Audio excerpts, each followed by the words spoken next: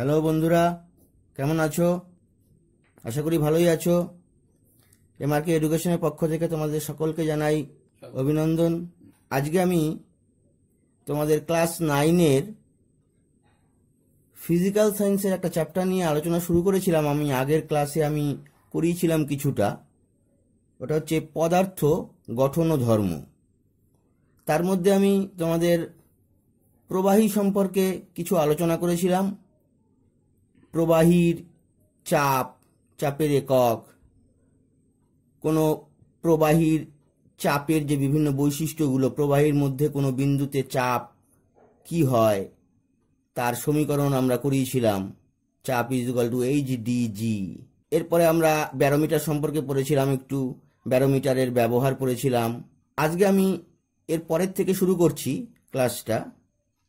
তো এরপরে তোমাদের রয়েছে কি দেখো, এখানে তো শুরুতেই লেখা আছে দেখো সাইফন। তো সাইফন জিনিসটা কি দেখো, এখানে লেখা হয়েছে পাত্রকে না নড়িয়ে এক পাত্র থেকে অন্য পাত্রে তরলকে স্থানান্তরিত করতে যে যন্ত্র ব্যবহার করা হয় তাকে সাইফন বলে। অর্থাৎ একটা জায়গায় পাত্রের মধ্যে তরল আছে, সেই পাত্রটাকে তুমি নড়াতে পারবে না।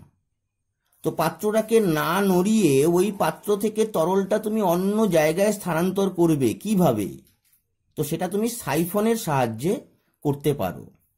আর সাইফন ব্যাপারটা কিরকম, এটা তুমি লেখা আছে দেখো এখানে, ইউ আকারের কাঁচ বা রবার নলকে সাইফন হিসেবে ব্যবহার করা যেতে পারে। অর্থাৎ তুমি যে ওই তরলটা সরাবে, পাত্রটাকে না সরিয়ে আরেকটা পাত্রে সরাবে, তো সেটা করার জন্য তোমাকে ইউ আকারের একটা কাঁচ বা রবার নলকে তুমি ব্যবহার করতে পারো।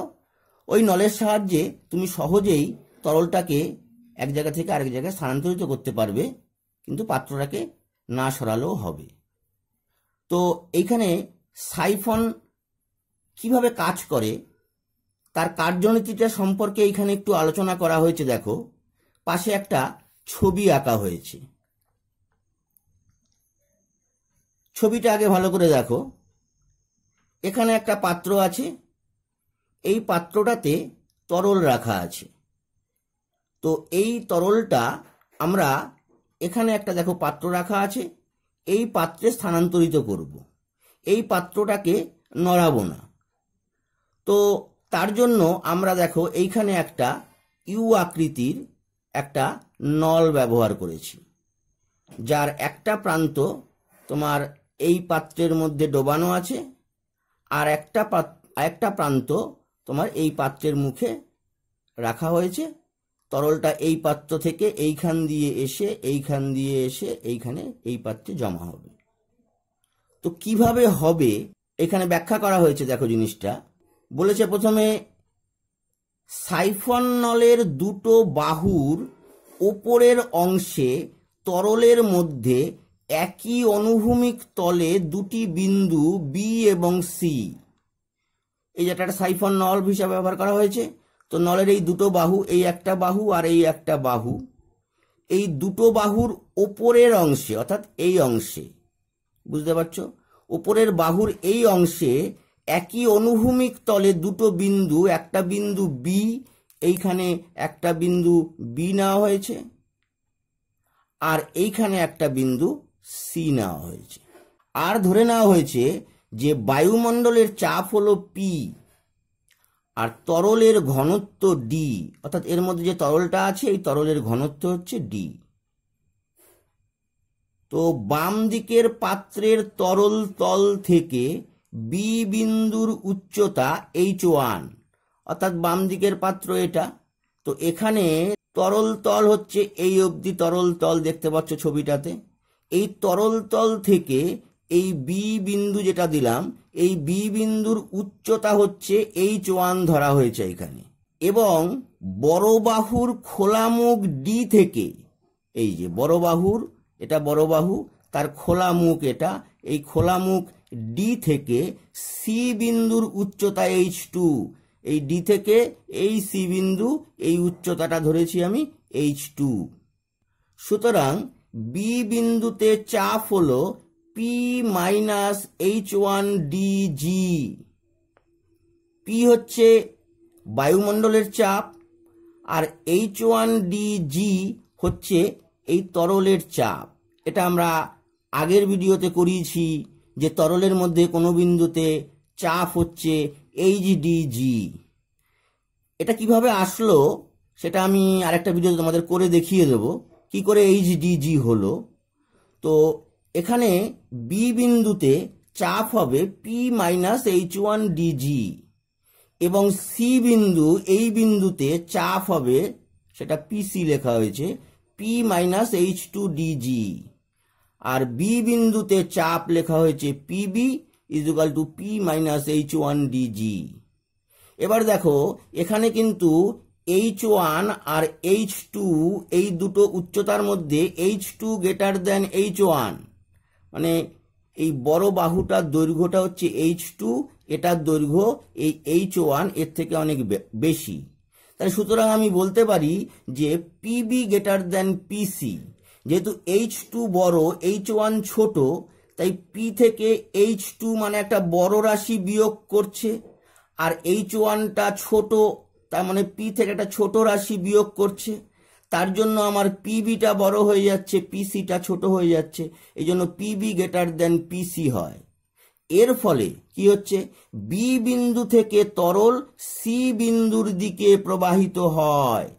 অর্থাৎ আমরা দেখতে পাচ্ছি যে বি বিন্দুতে চাপটা পিবি সেটা সি বিন্দুতে চাপ পিসির থেকে বেশি।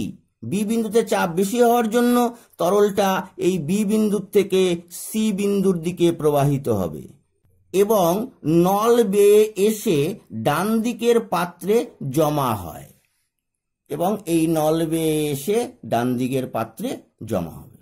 বি বিন্দুতে আংশিক শূন্যতার সৃষ্টি হয় এবং বায়ুমণ্ডলের চাপে বাম দিকের পাত্র থেকে তরল এবি নল বেয়ে ওপরে ওঠে। এই যে এখানে ছবিটাতে এখানে তোমার এখানে চাপটা বেশি বি বিন্দুতে সি বিন্দুর থেকে, তাই তরলটা বি বিন্দু থেকে সি বিন্দুর দিকে প্রবাহিত হবে, ফলে এইখানে একটা আংশিক শূন্যতার সৃষ্টি হবে। এবার বায়ুর একটা প্রেসার রয়েছে, তার জন্য এই শূন্যস্থান পূরণ করার জন্য এই তরলটা এখান থেকে ওপরের দিকে উঠে আসবে, তার ফলে একটা কন্টিনিউয়াস জলপ্রবাহ চলতে থাকবে এবং এই পাত্রটা তরল দিয়ে পূর্ণ হবে। এই পাত্র থেকে পুরো তরলটা এই পাত্রে চলে আসবে। যে বায়ুমণ্ডলের চাপে বাম দিকের পাত্র থেকে তরল এবি নল বেয়ে ওপরে ওঠে, এইভাবে সাইফনের মধ্য দিয়ে অবিরাম তরল প্রবাহ চলে। তাহলে বুঝতে পারলে আমরা সহজেই একটা পাত্রকে না নড়িয়ে ওই পাত্রের তরলটাকে আমরা সহজেই অন্য পাত্রে স্থানান্তর করতে পারি এই সাইফন ক্রিয়ার মাধ্যমে। আর সাইফনটা কিভাবে কাজ করছে বুঝতে পারলে নিশ্চয়ই। এবার দেখো এইখানে আরো একটা পয়েন্ট লেখা হয়েছে, বি ও সি বিন্দুর চাপের পার্থক্য। অর্থাৎ বি বিন্দুতে আমরা চাপ পেয়েছি PB equal to P minus H1DG এবং সি বিন্দুতে চাপ PC equal to P minus H2DG। তো এই দুটো বি এবং সি বিন্দুর মধ্যে চাপের পার্থক্য, অর্থাৎ পিবি মাইনাস পিসি করলে আমাদের এইখানে দাঁড়াচ্ছে পিবি মাইনাস পিসি equal two H2 minus H1DG। অর্থাৎ এখান থেকে আমরা কি দেখতে পাচ্ছি যে সাইফনের মধ্যে দিয়ে তরল প্রবাহের হার ওই পার্থক্যের ওপর নির্ভর করে, বায়ুর চাপের ওপরে করে না। অর্থাৎ ওই বি এবং সি, এই যে ছবিটাতে দেখো, বি এবং সি বিন্দুতে এই দুটো বিন্দুতে চাপের যে পার্থক্য হচ্ছে সেই পার্থক্যের জন্যই তরলটা প্রবাহ হচ্ছে।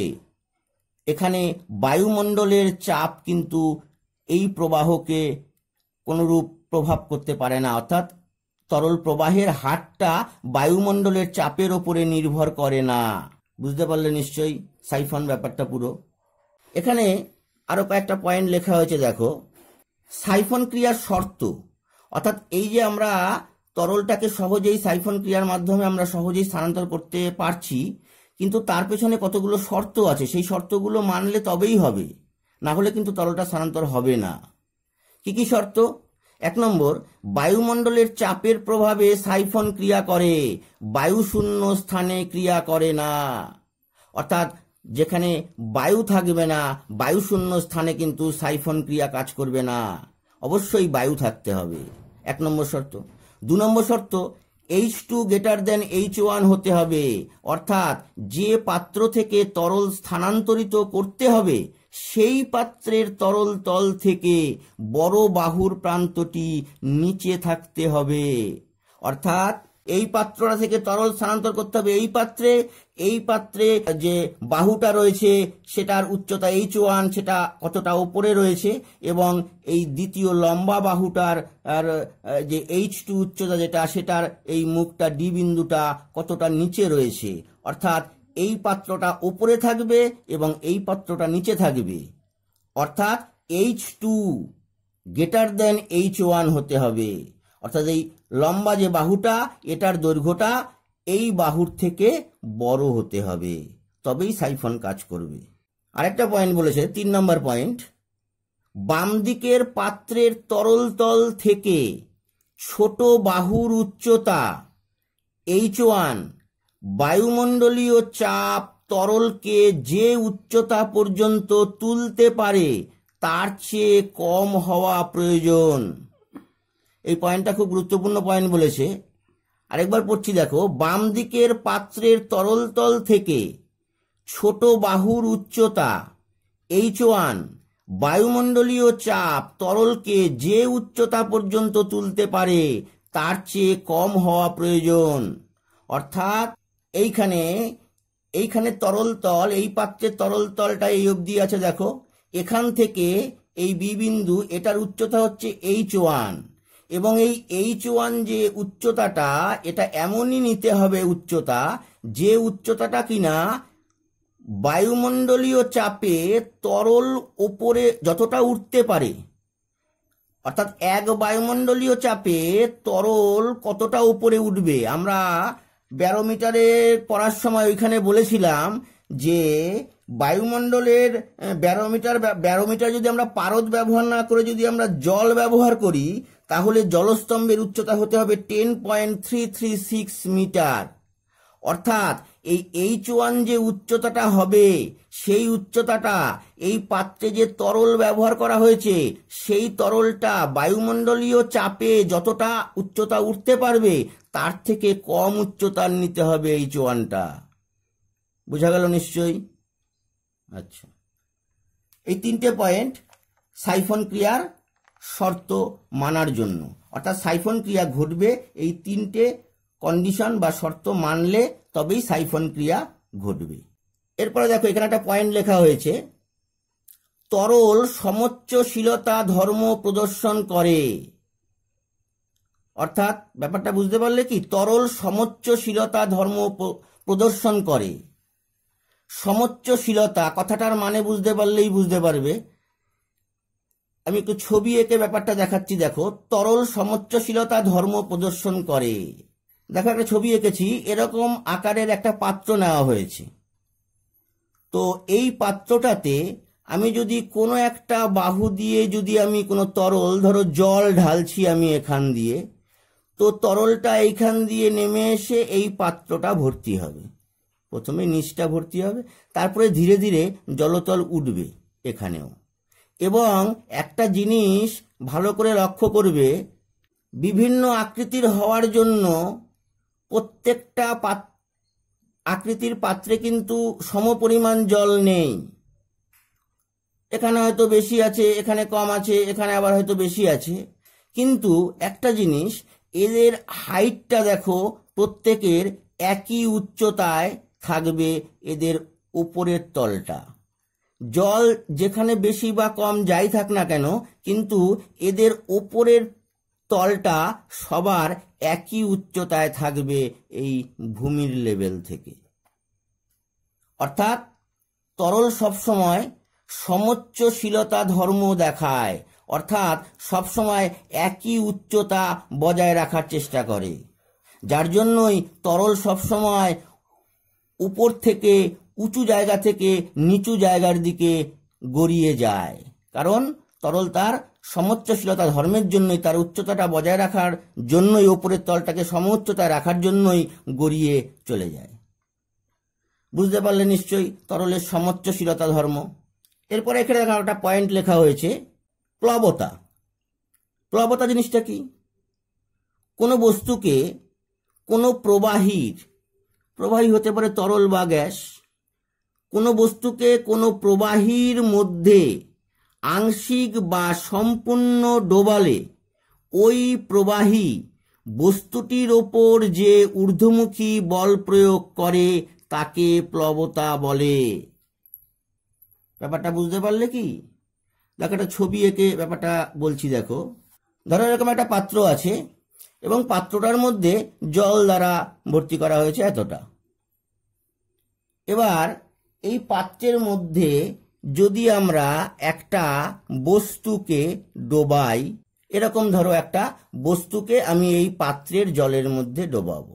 ডোবালে এই বস্তুটা যখন এইখানে ডোবাবে তখন এই বস্তুটার উপরে তরল একটা ঊর্ধ্বমুখী বল প্রয়োগ করবে উপরের দিকে। এই বলটাকেই বলা হয় প্লবতা।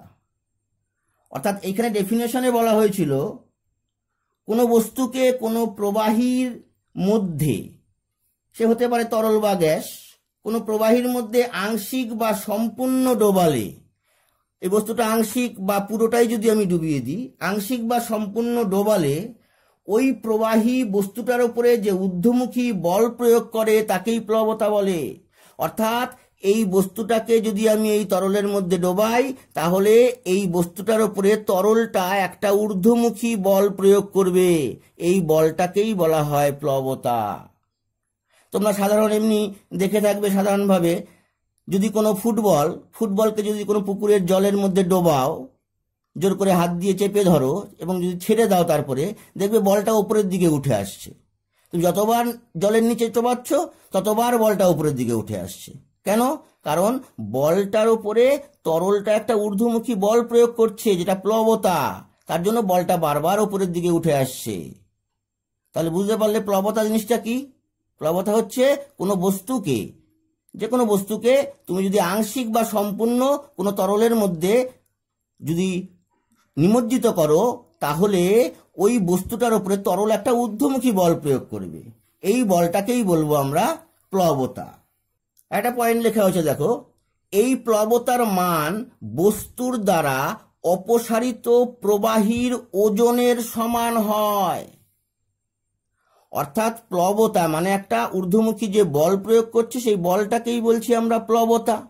অর্থাৎ সেই বলের মানটা কত বলে ঊর্ধ্বমুখী প্রয়োগ করবে, সেই বলটার মানটা বলছে অপসারিত প্রবাহীর ওজনের সমান হয়। অর্থাৎ তুমি যে বস্তুটাকে এই তরলের মধ্যে ডোবালে তার জন্য এই বস্তুটার একটা আয়তন আছে, সে ডোবালে বস্তুটার নিজ আয়তনের তরল অপসারণ করবে এবং ওই অপসারিত তরলটার যা ওজন হবে ওই ওজনটাই হবে প্লবতার মান। অর্থাৎ বস্তুটাকে যদি তুমি তরলের মধ্যে ডোবাও, বস্তুটা তার নিজ আয়তনের তরল অপসারণ করবে, ওই তরলটা, যে তরলটা অপসারণ করলো সেই তরলটার যা ওজন হবে সেটাই হবে প্লবতার মান। এবার দেখো এখানে একটা পয়েন্ট করে লেখা হয়েছে আর্কিমিডিসের নীতি। আর্কিমিডিস নামটা তোমরা নিশ্চয়ই শুনেছ, একজন বিখ্যাত বিজ্ঞানী একজন। তো আর্কিমিডিস একটা তথ্য এখানে দিয়েছিলেন তরলের প্রবাহীর ওপরে। কি তথ্য তিনি দিয়েছিলেন সেটা আমরা আর্কিমিডিসের নীতি বলে আমরা জানি। তো সেখানে তিনি বলেছেন কোনো বস্তুকে স্থির প্রবাহীতে, প্রবাহী মানে তরল বা গ্যাস হতে পারে, যেন কোনো বস্তুকে স্থির প্রবাহীতে আংশিক বা সম্পূর্ণ নিমজ্জিত করলে ওই বস্তুর ওজনের আপাত হ্রাস ঘটে এবং এই হ্রাস বস্তু যে পরিমাণ প্রবাহী অপসারণ করে তার ওজনের সমান হয়। অর্থাৎ এখানে বলছে আর্কিমিডিস যে কোনো বস্তুকে প্রবাহীতে যদি আংশিক বা সম্পূর্ণ নিমজ্জিত করো তাহলে ওই বস্তুটার আপাত ওজন হ্রাস ঘটে এবং এই হ্রাস, অর্থাৎ কতটা ওজন হ্রাস ঘটে সেই হ্রাসটা হচ্ছে বস্তু যে পরিমাণ প্রবাহী অপসারণ করে তার ওজনের সমান হয়। অর্থাৎ বলতে চাইছে এখানে, এই যে বস্তুটাকে তুমি তরলের মধ্যে আংশিক বা সম্পূর্ণ নিমজ্জিত করলে বস্তুটার ওজনের আপাত হ্রাস হবে। অর্থাৎ তোমরা এটা দেখে থাকবে, প্রাত্যহিক জীবনেও দেখে থাকবে, কুয়ো থেকে জল তোলার সময় দেখবে বালতিটা যখন জলের মধ্যে ডুবে আছে তখন যখন তুমি দড়িটা ওপর দিকে তুলছো তখন অনেক হালকা মনে হচ্ছে, যেই জল থেকে ওপরে উঠে আসবে তখনই আবার ভারী মনে হচ্ছে। তো যতক্ষণ জলের মধ্যে বালতিটা নিমজ্জিত ছিল ততক্ষণ ওকে হালকা মনে হয়েছিল। তো হালকা মনে হয়েছিল মানে ওর ওজন কি কমে গিয়েছিল? না, ওর ওজনটা আপাতভাবে কমে গিয়েছিল, কারণ ওর উপরে যে আমরা পড়লাম প্লবতা কাজ করছে। তো বস্তুটার ওজনের আপাত হ্রাস ঘটছে, এবং বস্তুটার ওজনের এই যে পরিমাণটা কমে যাচ্ছে, আপাত হ্রাস ঘটছে, এটা কতটা হ্রাস ঘটছে? ওই বস্তুটা যে পরিমাণ তরল অপসারণ করছে সেই তরলের ওজনের সমান হচ্ছে ওর আপাত ওজন হ্রাস। পরিষ্কার হলো ব্যাপারটা? অর্থাৎ আর্কিমিডিস বলতে চাইছে যে কোনো বস্তুকে তুমি যদি আংশিক বা সম্পূর্ণ কোনো স্থির প্রবাহীর মধ্যে নিমজ্জিত করো তাহলে ওই বস্তুটার ওজনের আপাত হ্রাস ঘটে, এবং এই ওজন হ্রাস বস্তু দ্বারা অপসারিত তরলের ওজনের সমান হয়। প্রবাহীতে বস্তুর ভাসন ও নিমজ্জন, অর্থাৎ তরল বা গ্যাসের মধ্যে একটা বস্তু ভাসবে না ডুবে যাবে সেটা আমরা কিভাবে বুঝব? তো এখানে দেখো পয়েন্ট করে লেখা হয়েছে, তার আগে ধরে নেওয়া হয়েছে, ধরা যাক কোনো বস্তুর নিজস্ব ওজন W1, অর্থাৎ ধরো একটা বস্তু, সেই বস্তুটার নিজস্ব ওজন W1 এবং ফ্লুইডে নিমজ্জিত অবস্থায় প্লবতা W2। এখানে ফ্লুইডে নিমজ্জিত অবস্থায় প্লবতা W2, অর্থাৎ বস্তুটাকে নিমজ্জিত করলে বস্তুটা যে ঊর্ধ্বমুখী একটা বল অনুভব করবে, তরলটা বস্তুটার উপর একটা ঊর্ধ্বমুখী বল প্রয়োগ করবে, সেই বলটার মান হচ্ছে W2। অর্থাৎ এইখানে দেখো ছবিটায় আমরা যে করেছিলাম, এই যে বস্তুটা, এই বস্তুটার ওজন ধরো W1, এবং এই বস্তুটাকে যে ঊর্ধ্বমুখী বল প্রয়োগ করছে তরলটা অর্থাৎ প্লবতা, তার মান ধরছি আমি W2। এখন W1 হচ্ছে বস্তুটার ওজন, অর্থাৎ বস্তুটার ওজন W1 নিচের দিকে কাজ করবে, আর প্লবতার অভিমুখ হবে ঊর্ধ্বমুখে। তো এইবার কন্ডিশনগুলো কি কি লেখা হয়েছে দেখো।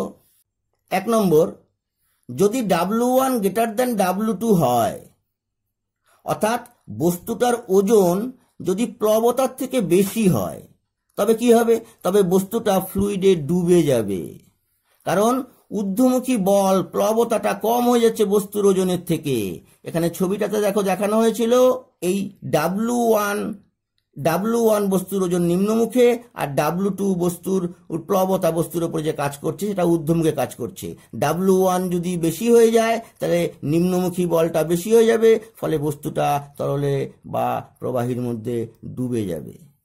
তো সেটাই লেখা হয়েছে, যদি W1 গ্রেটার দ্যান W2 হয় তবে বস্তুটা ফ্লুইডে ডুবে যাবে, আর বস্তুর উপাদানের ঘনত্ব ফ্লুইডের ঘনত্বের চেয়ে বেশি হলে বস্তু ওই ফ্লুইডে ডুবে যাবে।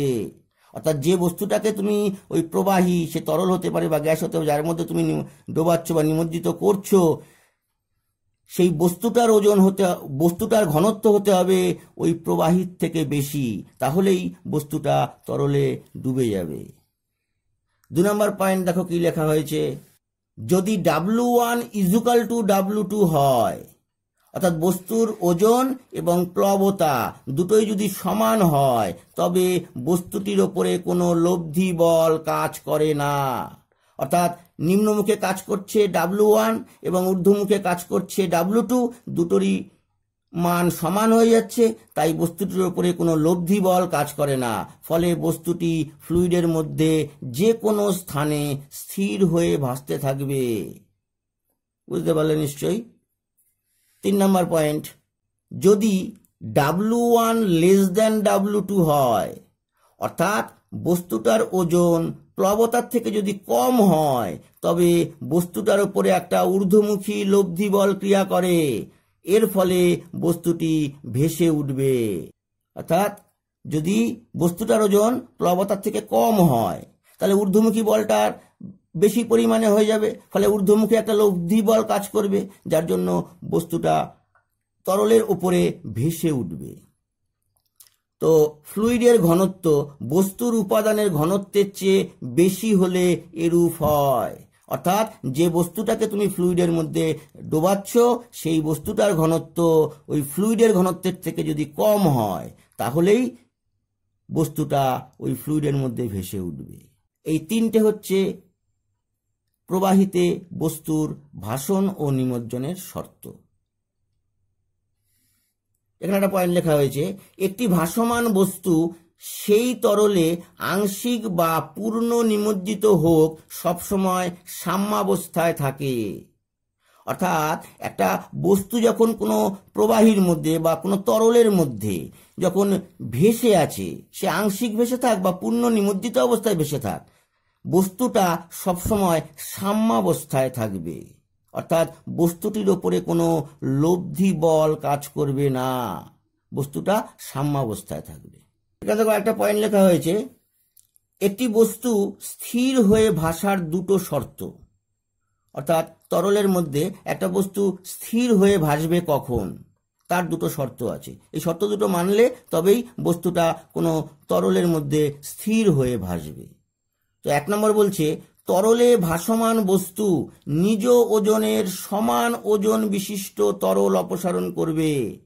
অর্থাৎ যে বস্তুটাকে তুমি তরলে নিমজ্জন করছো সেই বস্তুটার ওজন এবং ওই বস্তুটার দ্বারা অপসারিত জলের ওজন সমান হতে হবে, তবেই বস্তুটা ভাসবে।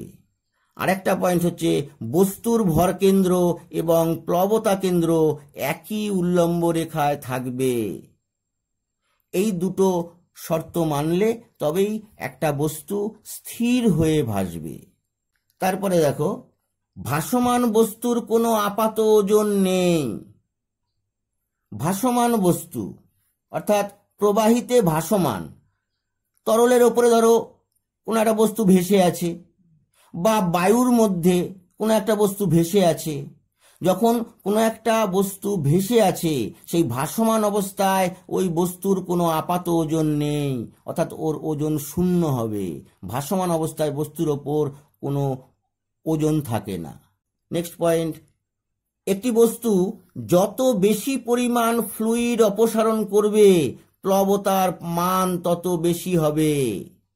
অর্থাৎ বস্তুটা যত বেশি পরিমাণ ফ্লুইড সে তরল বা গ্যাস অপসারণ করবে প্লবতার মানও তত বেশি হবে এবং বস্তুটার আপাত ওজন তত কম হবে।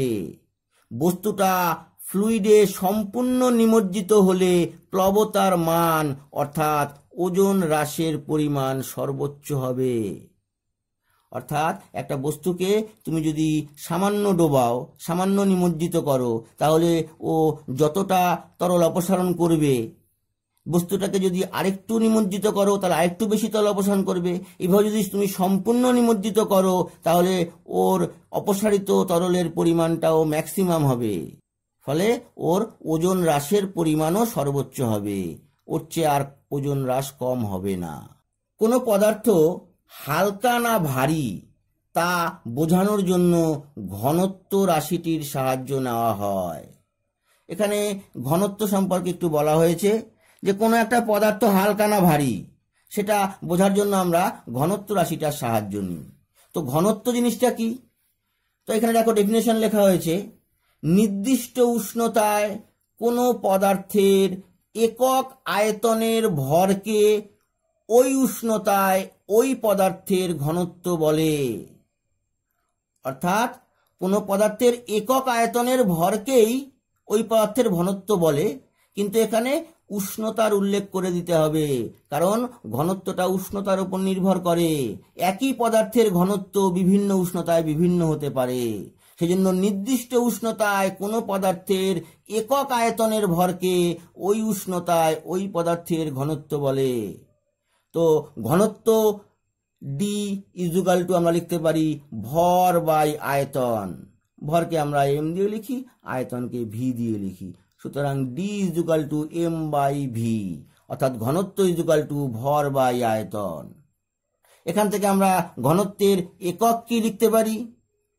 ঘনত্বের এসআই পদ্ধতিতে একক, ভরের একক কেজি, আর নিচে হচ্ছে আয়তন, আয়তনের একক হচ্ছে মিটার কিউব।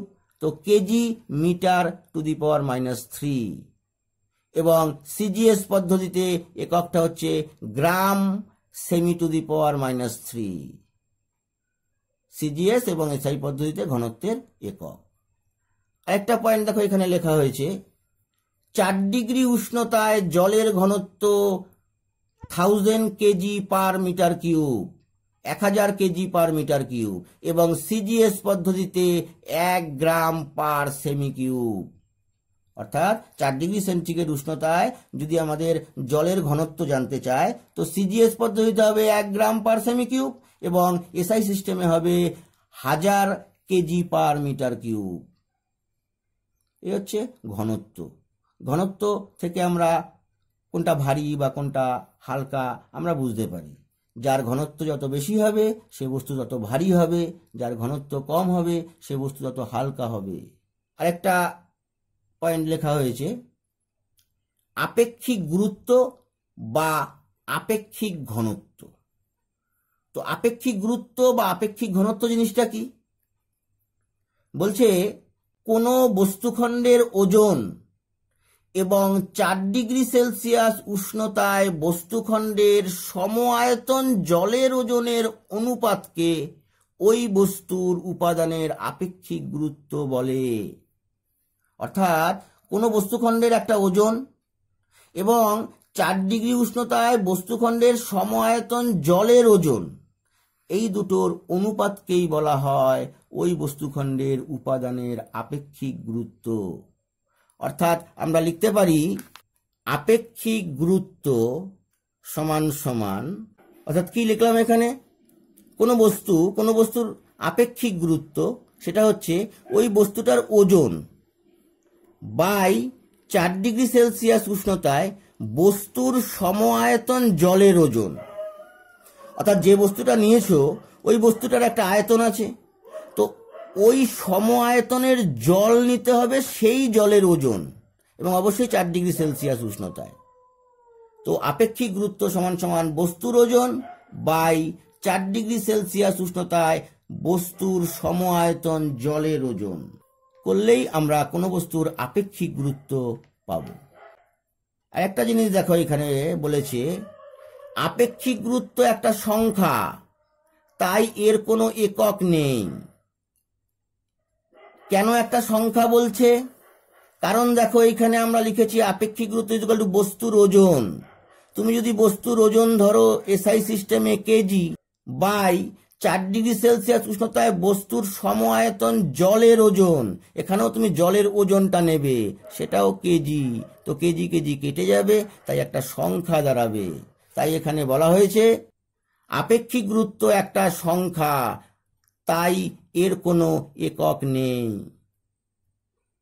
আরেকটা পয়েন্ট বলেছে 4 ডিগ্রি সেলসিয়াস এর জলের আপেক্ষিক গুরুত্ব 1, অর্থাৎ 4 ডিগ্রি সেলসিয়াস উষ্ণতায় যে জল রয়েছে সেই জলের আপেক্ষিক গুরুত্ব হবে 1।